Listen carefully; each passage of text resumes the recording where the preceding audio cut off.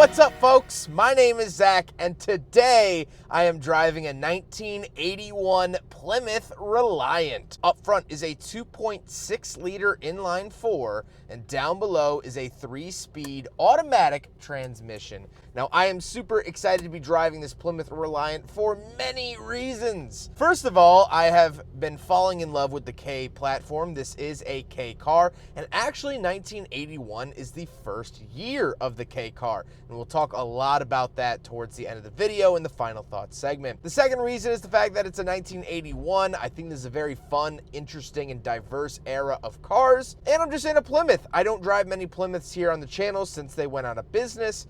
So it's always fun to add another Plymouth to my repertoire. But before we get on to anything else, if you would like to submit your own vehicle to be reviewed by me here on the channel, you can submit it at zachpradel.com/submit. It's a quick and easy submission form and takes under a minute to fill out. But let's get back to that 2.6-liter inline-4, and that's where the wackiness begins. The engine was designed and built by Mitsubishi. And yes, that Mitsubishi on the valve cover is actually factory. They only did it for 1981. So because the engine was made by Mitsubishi, they branded it as such, and this pissed people off. Mostly because in the early 1980s, World War II veterans were still around. And so Japan, to some people, was still considered an enemy. So there was a big pushback when Japanese cars started appearing on our roads, but this was extra personal because this was an American car brand, Plymouth, the people that made the Fury. Well, when you pop the hood, it said Mitsubishi. That's like popping the hood of a modern vehicle and finding a Russian-built engine. But going beyond that, Chrysler decided to label this as a Hemi because it has hemispherical cylinder heads. So technically, by definition, this is a Hemi, but Hemis were known for the big block muscle car era of the 1960s and 70s. So slapping it onto a Japanese-built 4-cylinder might as well have been a slap in the face to red-blooded Americans, at the time at least.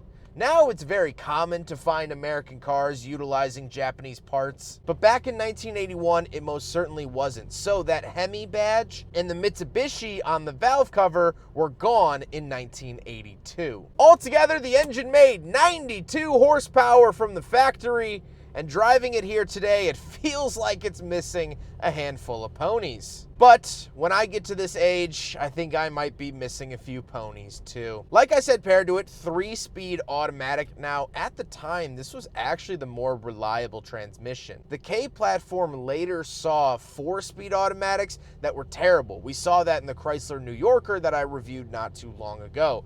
So 3-speed is the way in terms of the K platform. Last but not least, of course, this is front-wheel drive because the K platform was a front-wheel drive platform. So how does it feel to actually drive the Plymouth Reliant? Well, it's a little shaky, it's a little hesitant, it's a little old. It's coughing in a couple scenarios, but what I've always really enjoyed about the K car is how light it feels, how nimble it feels, and although it has 92 horsepower, I don't feel dangerous on the roads. I can keep up with modern traffic. That's all I can really ask the vehicle to do. The late 70s and early 80s was also an era of really light, overly light power steering, so the actual steering, although it is rather vague, is also really, really light here in the Plymouth Reliant. So with that stuff out of the way, let's talk about the interior. Well, in front of me, I have several gauges. I do have warning lights that just say engine, brake, and battery. Of course, my turn signals, speedometer, highlighting 55 miles an hour because that was the national speed limit at the time. Off to the right, I get a giant fuel gauge and a giant turn signal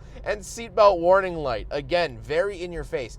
80s cars do not mind showing off their warning lights.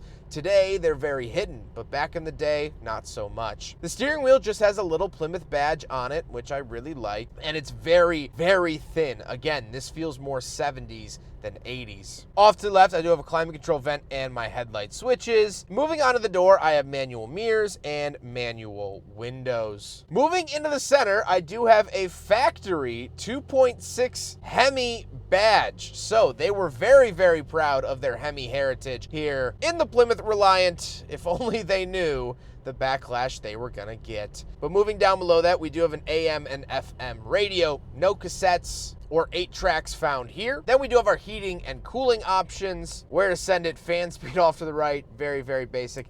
And I do get a little digital clock off to the right. It's a chronometer. I love that vintage piece. Then I do have an ashtray and 12-volt outlet. Now, we don't get any center console, nor do we have any cup holders in the glove box like some 80s cars do.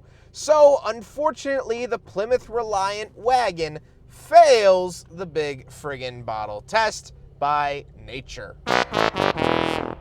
Moving up to the seats, this is a bench seat up in the front. They're extremely cushy. They're finished in this vinyl material I've come to know and love from the era, and I really, really enjoy this seat. It's been very pleasurable to drive. I fit in here very, very well and very comfortably, which isn't always an easy task as a bigger guy driving older cars. But speaking of seats, we do have back seats. So let's go do a back seat review with a twist. So for the back seat review, I actually want to start from the outside looking in. This looks like a normal window. It's not. For what I can only imagine was cost-saving measures, this is the only bit that you can actually open. This doesn't roll down. There's no crank down here or anything. Now, from what I'm told, I haven't reviewed other cars like this, but what I've been told is that other vehicles in this segment at the time also had this. The Chevys of this time apparently had something like this. I personally haven't driven another car that only has this little venting window. So, very, very strange, but let's do a proper backseat review. The rest of the back seat is interesting as well. First of all, my knees are hitting the bench seat in front of me. Not a whole lot of space. For kids, you know, in the 1980s, families were still pretty big. They were having a lot of kids.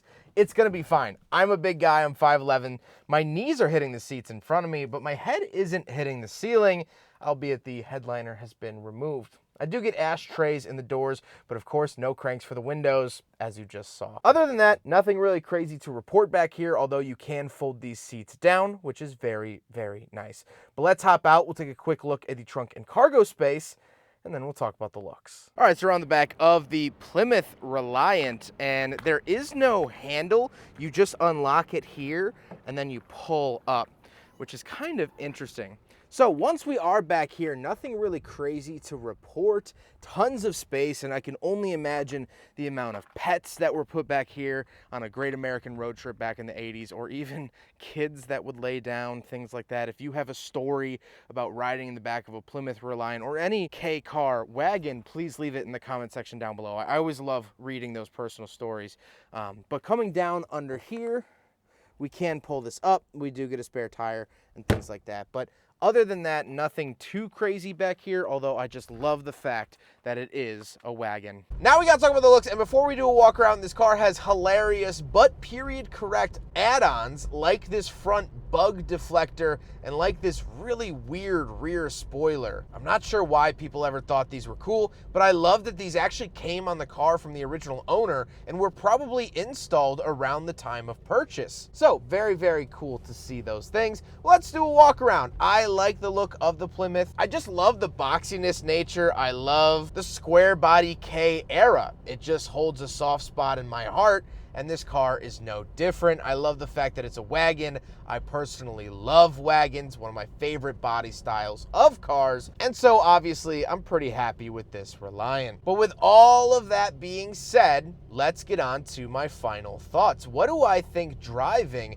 a 1981 Plymouth Reliant wagon? Well, I have a couple of pressing thoughts, but first of all, the driving experience has been good. It's what I expect out of a vehicle from this era. Drives very similarly to the Cavaliers that I've driven from this era as well. So right on par with all of that. I don't think it's really going to blow you away with the driving experience, but I think this car is incredibly interesting and probably one of the most interesting cars I've driven as of recent. 1981 is a very interesting year for the K car. Not only is it the first year rear of the K car, the vehicle that would go on to save Chrysler in the 80s. But also, if you skip ahead or go back 10 years from this car, you'll see completely different automobiles. If we go back to 1971, this is when American cars were at their peak of being large and floaty and boaty, with big, lazy, low-power V8s. Because it was pre-oil crisis. The oil crisis hadn't happened yet in 1973. But then you jump 10 years after this car, and things start getting round and bubbly. And that era has somewhat stuck around even through now. But I don't know if there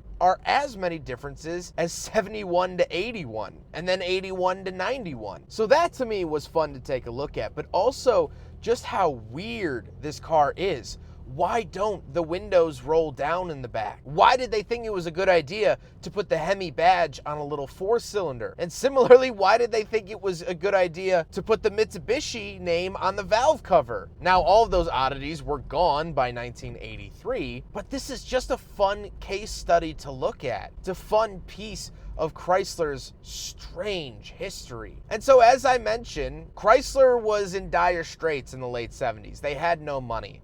Lee Iacocca came in, swooped in like the Superman he is, and got the K platform off the ground. It wasn't his direct idea, but he's the one that put it into motion and helped save the brand. This car helped save the brand, and that to me is so special to be driving.